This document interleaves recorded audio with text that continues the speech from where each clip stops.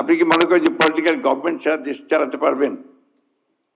Please, bus, that's all. আমি খুব পরিষ্কার করে আমাদের অবস্থান বহুবার জানিয়েছি। এটা আমার মনে হয় আপনি যদি সেগুলো একটু খেয়াল করেন, আমরা খুব পরিষ্কার করছি এটার সিদ্ধান্ত দেবে জনগণ।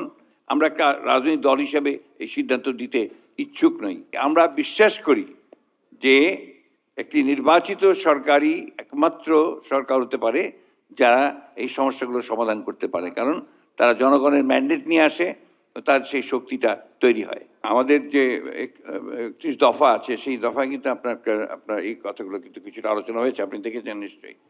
এবং আমরা এটাই বলতে চাই যে আমরা এটাকে অবশ্যই আমরা ইনস্টিটিউশনাল বন্দোবস্তটাই আমরা বিশ্বাস করি এবং সেটাতেই যেতে হবে। যে কথাটা আমি আমার বক্তব্য বলেছি যে প্রতিষ্ঠানগুলোকে আমাদেরকে গড়ে তুলতে হবে, এটাই হচ্ছে সবচেয়ে বড় প্রয়োজন বলে আমি মনে করি। আমরা রোহিঙ্গা সমস্যাকে সমাধানের জন্য আমরা পদক্ষেপ নেওয়ার জন্য গভর্নমেন্টের প্রতি আমরা আহ্বান জানিয়েছিলাম।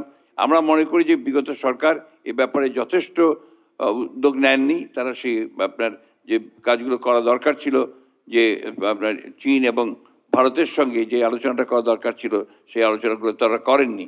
না করার ফলেই এটা আজকে আপনার এখন পর্যন্ত রিজলভ হয়নি এবং তাদের প্রায়োরিটিতেও আপনার বোধহয় এটা রিজলভ করার ব্যাপারটা ছিল না, যে কারণে কখনোই এটাকে তারা খুব বেশি গুরুত্ব দেননি। আমরা এটাকে সর্বোচ্চ গুরুত্ব দিয়ে এটা সমাধান করার চেষ্টা করব।